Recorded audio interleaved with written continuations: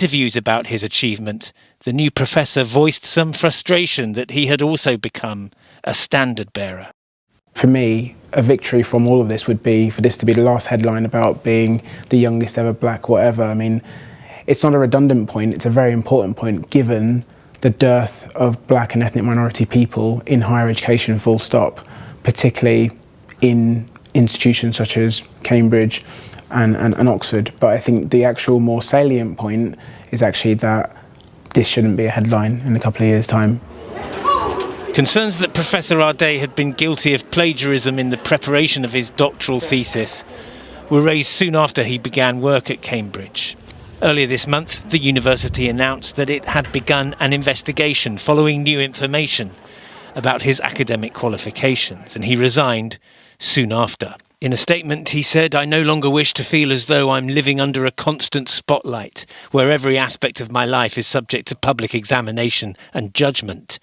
His resignation, he said, was simply the decision of someone who has reached the limits of what any person should reasonably be expected to endure. Other parts of Arday's life had come under scrutiny. Claims he'd made about marathons he'd run for charity and the amount of money he'd raised. Yeah, on Monday, a few of us got together to support him because he after the resignation in particular, he was really down. He felt like he literally couldn't leave his house. And so we said, let's get around, have dinner with him, cheer him up a little bit. But obviously he didn't have he felt like he was maybe doing a bit better after that. But then I think there's just been more stories, more press, more this, more that, which is just really, really, really overwhelming. Tonight, Jason Arday's family described a campaign of misinformation which was too much for Jason, who was a gentleman who always wanted to see the best in everyone. "We are in shock," they said, "to have lost this amazing father, partner, brother, uncle, and son."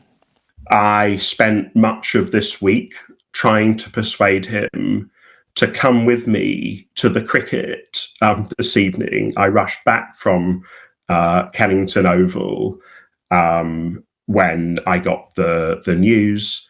I had wanted him to come with me because I wanted him to be out of his house. I thought that he needed to get out of his own head for a little bit. But in my experience of him, he was a very, very vulnerable man who did not understand really what was happening to him. And he was telling me very frequently that he thought his life was over. He, of course, meant his professional life, but it did not take much imagination to know, or at least did not take much imagination to know what was on his mind. And I checked with him that he was with loved ones because I was worried about him and I wanted to make sure that he was with other people. I've spent a few weeks trying to persuade him that things are not as bad as he seems, as they seemed to him. And I really regret that I really regret his death. Well, I'm pretty devastated, obviously, for his family, his parents, his partner. I think he had a young child. I'm obviously, like all of us, I'm incredibly distressed for them.